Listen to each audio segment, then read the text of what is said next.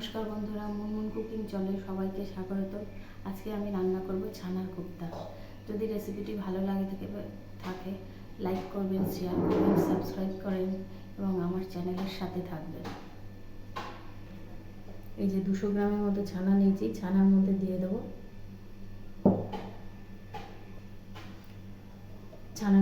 দেবো অল্প একটু ঘি, অল্প একটু চিনি, অল্প একটু আর দেব অল্প একটু নুন। এবার ভালো করে এগুলোকে হাত দিয়ে মাখবো। এই যে এগুলোকে ভালো করে এখন হাত দিয়ে মাখবো।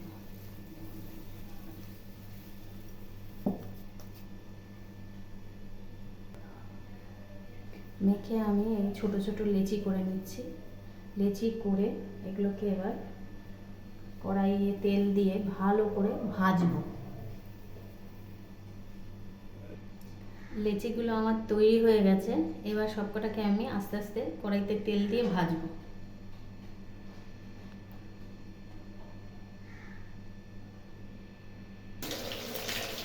এবার আমি কড়াইতে দিয়ে এগুলোকে সুন্দর করে ভেজে নিচ্ছি।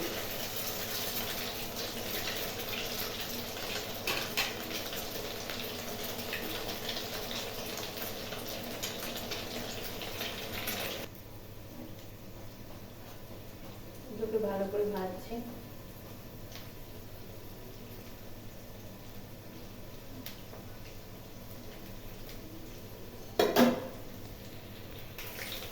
ভালো করে ভাজা হয়ে গেছে, একটা একটা করে বড়া এভাবে তুলে নিচ্ছি।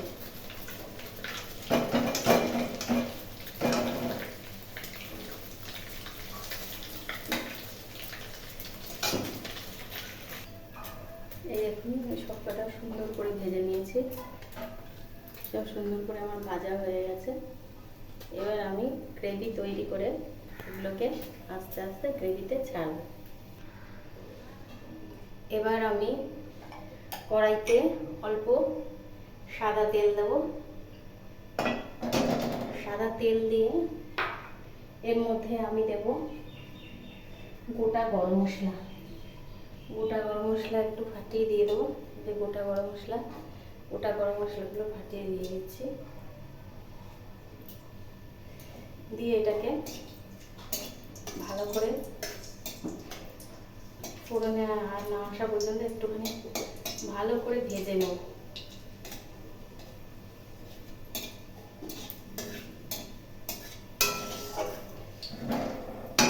খুব সুন্দর করে ভেজে নেব। ভেজে নিয়ে এর মধ্যে আমি দেবো ক্যাপসিকাম। ক্যাপসিকামটা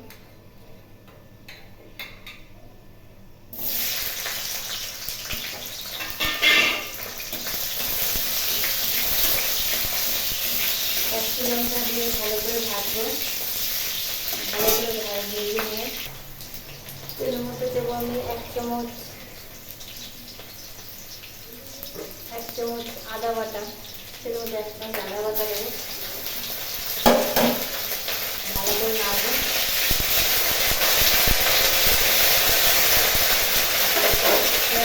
টমেটো ভালো করে পেস্ট করে নিচ্ছি। পেস্ট করে টমেটোটা দিয়ে দেবো।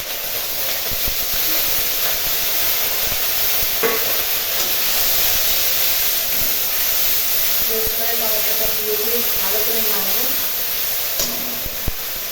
এবার এর মধ্যে দিয়ে দেবো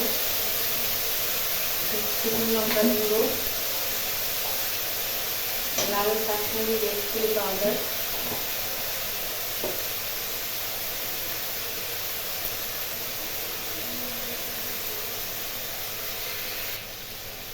দেবো অল্প হলুদের গুঁড়ো, অল্প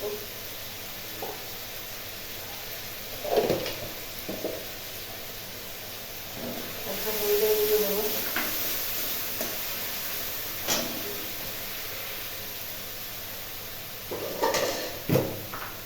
আর দেবো একটু জিরের গুঁড়ো 1 চামচ মতো, আর দেবো ধনের গুঁড়ো 1 চামচ মতো। এবার খুব ভালো করে নাড়বো। এবার এর মধ্যে একটু কাজু বাটা দিয়ে দেবো। কাজু কিশমিশ কেটে রেখেছি, সেটা দিয়ে দেবো।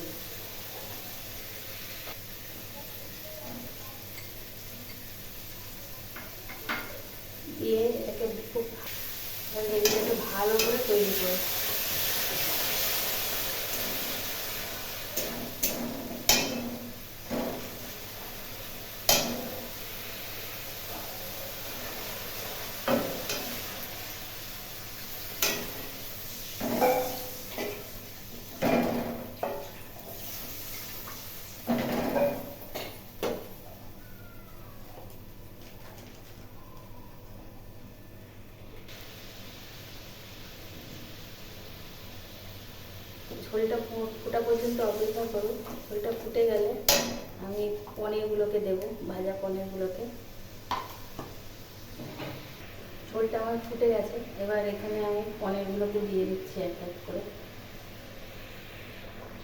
এটাতে লাস্টে আমি নুন দেবো, লাস্টে নুন দেবো, কারণ এটা যদি আগে থেকে নুন দিই তাহলে বড়াগুলো ভেজে যাওয়ার সম্ভাবনা থাকে।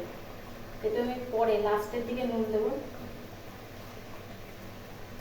1 চামচ মতো নুন দিলাম, আর দেবো একটুখানি চিনি।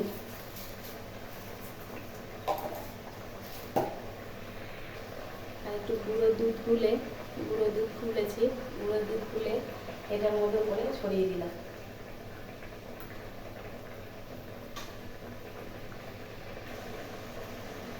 ওটা হয়ে গেছে। এবার উপর দিয়ে গরম মশলা ছড়িয়ে আমি এটাকে নামিয়ে দিলাম।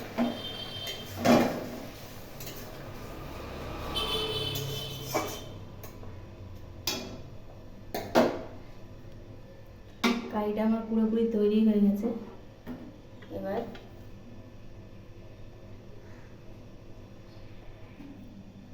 এই যে আমার তৈরি হয়ে গেছে পনিরের কোপ্তা কারি।